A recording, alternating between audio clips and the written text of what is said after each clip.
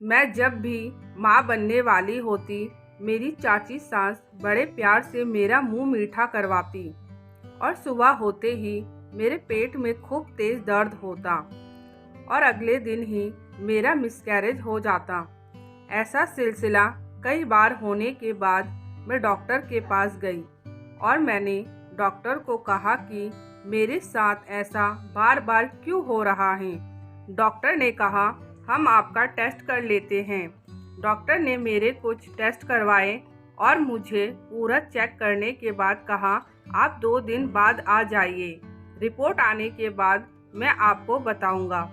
जब मैं डॉक्टर के पास 2 दिन के बाद गई, डॉक्टर ने मेरी रिपोर्ट देखकर कहा कि आप में तो कोई कमी नहीं है, लेकिन आपका बार बार मिसकैरेज हो जाने के कारण आपका बच्चादानी बहुत ज़्यादा कमज़ोर हो चुका है। अब आपके माँ बनने की उम्मीद भी बहुत कम है। डॉक्टर ने मुझे एक राज की बात बताई। डॉक्टर कहने लगे, मुझे लगता है आपका मिसकैरेज किसी ने जानबूझकर करवाई है ताकि आप माँ ना बन पाए। ये बात जानकर मेरे तो सर पर आसमान ही टूट पड़ा कि मेरे साथ इतना घिनौना हरकत कौन कर सकता है। फिर एक दिन मुझे कुछ ऐसी बात पता चली जिससे मैं जान गई कि मेरे साथ ये घिनौना हरकत किसने किया है। मेरा नाम तुलसी है और हम लोग 4 बहनें हैं। मुझे पढ़ने का बहुत शौक था, लेकिन पापा ने मेरी पढ़ाई बीच में ही रोक दी और मेरी शादी मोहित नाम के एक लड़के से तय कर दी। मेरे पापा का कहना था कि मेरी 4 बेटियां हैं, अगर मैं सबको पढ़ाने बैठ जाऊंगा तो सबकी शादियां कैसे करूंगा। मैं बहनों में सबसे बड़ी थी और अभी मेरी उम्र सिर्फ 17 साल की थी। मैं शादी होकर अपने ससुराल आ गई। मेरा ससुराल बहुत बड़ा था, लेकिन सब अलग अलग रहते थे। मेरे घर में मेरी सास और पति 2 ही जन थे।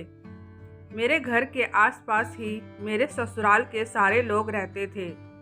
पड़ोस में ही एक चाची सास रहती थी जो मुझे बहुत प्यार करती थी, इसलिए मैं उनको हर छोटी सी छोटी बात और बड़ी सी बड़ी बात उनको मैं सब कुछ बताती थी। शादी के 2 महीने बाद ही मैं प्रेग्नेंट हो गई, तो मैंने अपनी सास को ना बताकर अपनी चाची सास को बताया। मेरी चाची सास बहुत खुश हुई और कहने लगी, अपना ध्यान रखना, ज़्यादा भारी सामान मत उठाना और चलते वक्त भी ध्यान रखना। मैंने सोचा, मेरी चाची सास कितनी अच्छी हैं, जो मेरा कितना ख्याल रखती हैं। मेरी प्रेगनेंसी की बात सुनकर मेरी चाची सास कुछ ना कुछ मीठा बनाकर मुझे ज़रूर खिलाती। मुझे क्या पता था कि मेरे साथ क्या होने वाला था। कुछ दिनों बाद मेरा मिसकैरेज हो गया। मुझे बहुत दुख हुआ और मैं बहुत रोई भी, लेकिन मेरी चाची सास दिलासा देने लगी कि कोई बात नहीं, अभी तुम्हारी उम्र ही क्या है। कुछ महीनों बाद मैं दोबारा से माँ बनने वाली थी। मेरी चाची सास मेरा बहुत ध्यान रखती थी और कुछ ना कुछ खिलाती ही रहती थी। इस बार भी मुझे माँ बनने का सुख ना मिल पाया। 2 महीने बाद ही मेरा मिसकैरेज हो गया। इस बार मैं बिल्कुल टूट ही गई, लेकिन मेरी चाची सास ने फिर से समझाया। समय बीतता गया। अब मेरी उम्र 20 साल की हो चुकी थी और मेरा 5 मिसकैरेज हो चुका था। इस बात से मेरी सास भी बहुत दुखी रहती थी। मेरी सास कहती थी, पता नहीं बेटा, हमारे घर को किसकी नज़र लग गई है। लेकिन मैंने इस बार ठान लिया था कि मैं डॉक्टर के पास जाकर अपना पूरा चेकअप करवाऊंगी और पता लगाऊंगी कि आखिर मेरे साथ ऐसा क्यों हो रहा है। मेरे बच्चे तो आते हैं, लेकिन रुकते क्यों नहीं हैं। मेरे अंदर ऐसा क्या कमी है। जब मैं डॉक्टर के पास गई और डॉक्टर ने कहा कि तुम बिल्कुल ठीक हो, लेकिन बार बार मिसकैरेज के वजह से तुम्हारा बच्चादानी कमज़ोर हो चुका है। और तुम्हारा मिसकैरेज भी कोई करवा रहा है। मैं समझ चुकी थी कि मेरा मिसकैरेज कौन करा रहा है। मेरी चाची सास मेरी प्रेगनेंसी में कुछ ना कुछ खिलाती ही रहती थी। मीठा खाने के बाद अगले दिन ही मेरे पेट में खूब दर्द होता और मुझे पता चलता कि मेरा बच्चा अब नहीं रहा। मैं यह सब सोचकर बिल्कुल बौखला रही थी। मैं जल्दी से डॉक्टर के यहाँ से निकली। मुझे घर पहुँचने की बहुत जल्दी हो रही थी। मैं जैसे ही घर पहुँची, मैं जल्दी से अपनी चाची सास के पास पहुँच गई और उनसे सवाल किया कि आपने मेरे साथ ऐसा क्यों किया? मैंने आपका क्या बिगाड़ा था? मैं तो आपको माँ समान समझती थी, आपसे बहुत प्यार करती थी। मैंने आखिर आपका ऐसा क्या बिगाड़ा था जो आपने मेरे साथ इतना घिनौना हरकत किया? मेरी चाची सास कहने लगी, तुलसी, तुम ये सब क्या कह रही हो? मुझे तो कुछ समझ नहीं आ रहा है और मैं तुम्हारे साथ क्यों गलत करूँगी? मैं तो तुम्हें बहुत प्यार करती हूँ। तब मैंने कहा, आपने मिठाइयों में कुछ मिलाकर मुझे खिलाती रही हैं, जिससे मेरा बच्चा इस दुनिया में आने से पहले ही चला जाए। यह बात सुनकर मेरी चाची सास ने अपना सर पकड़ लिया और कहने लगी, तुलसी, तुम ये बात क्या कह रही हो? मैं तो ऐसा सपने में भी नहीं सोच सकती हूँ। करना तो बहुत दूर की बात है। मैंने अपनी चाची सास के ऊपर बिल्कुल भी भरोसा नहीं किया और उनको उल्टा सीधा कहकर मैंने उनको कहा, अपना शक्ल अब मुझे दोबारा मत दिखाना।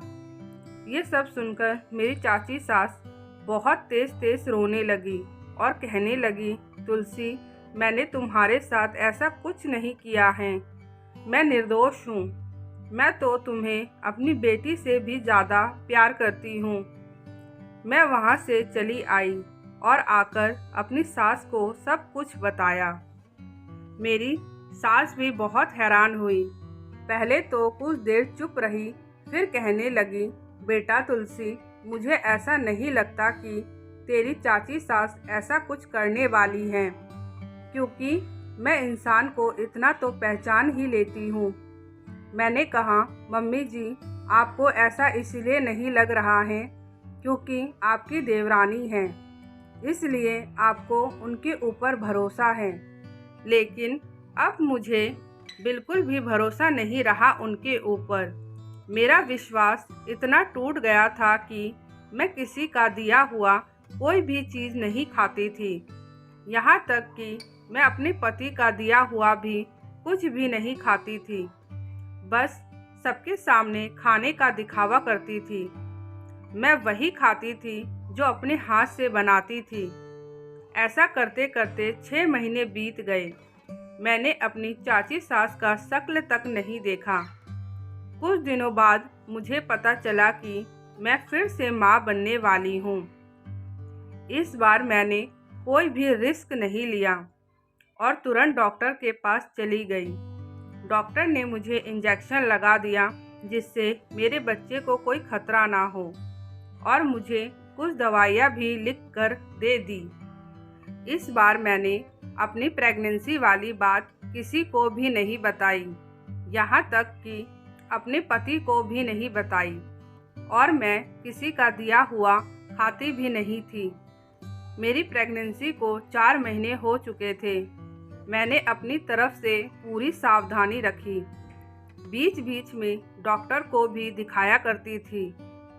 डॉक्टर जब जब बुलाते थे मैं ज़रूर जाती थी।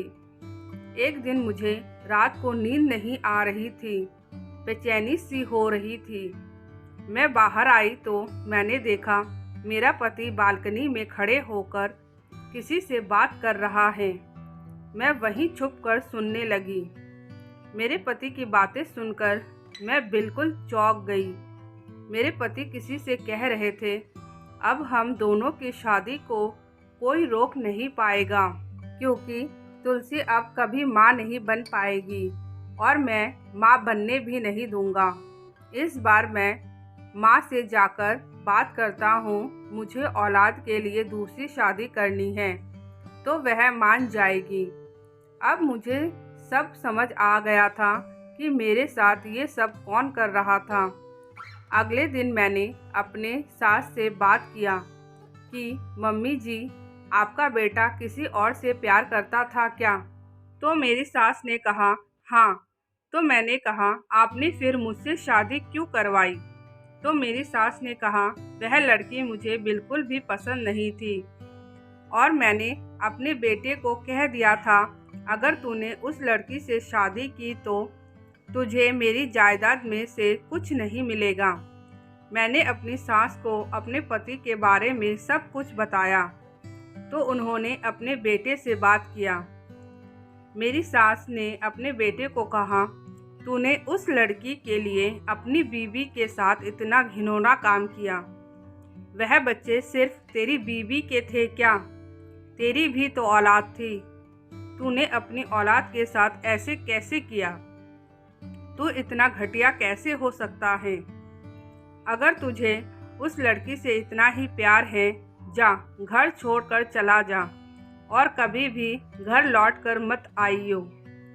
तेरे पास कुछ नहीं रहेगा तो वह लड़की भी भाग जाएगी। वह लड़की अगर एक अच्छी लड़की होती तो तेरी शादी की बात सुनकर तेरे से रिश्ता तोड़ देती, लेकिन उसने ऐसा नहीं किया, उल्टा तुमसे इतना घिनौना काम करवाया। मेरे पति को मेरी सास की बात समझ आ गई थी। उन्होंने अपनी मम्मी से माफ़ी मांगी और मेरे से भी माफ़ी मांगी। उन्होंने जो मेरे साथ किया ये जानकर मुझे उनके साथ रहने का मन नहीं कर रहा था। मैंने अपनी सास को बताया मम्मी जी, मैं 4 महीने की प्रेग्नेंट हूँ। इस बार मैंने किसी के हाथ का कुछ नहीं खाया। मुझे यहाँ रहने का बिल्कुल भी मन नहीं है। मुझे अपने मायके जाना है। मेरी सास भी समझ रही थी इस टाइम मैं बहुत परेशान हूँ। मैंने अपनी चाची सास से माफ़ी मांगी और अपने मायके चली आई। आप लोग बताइए मुझे अपने पति को माफ़ करना चाहिए या नहीं? मुझे अपने पति के पास वापस जाना चाहिए या नहीं?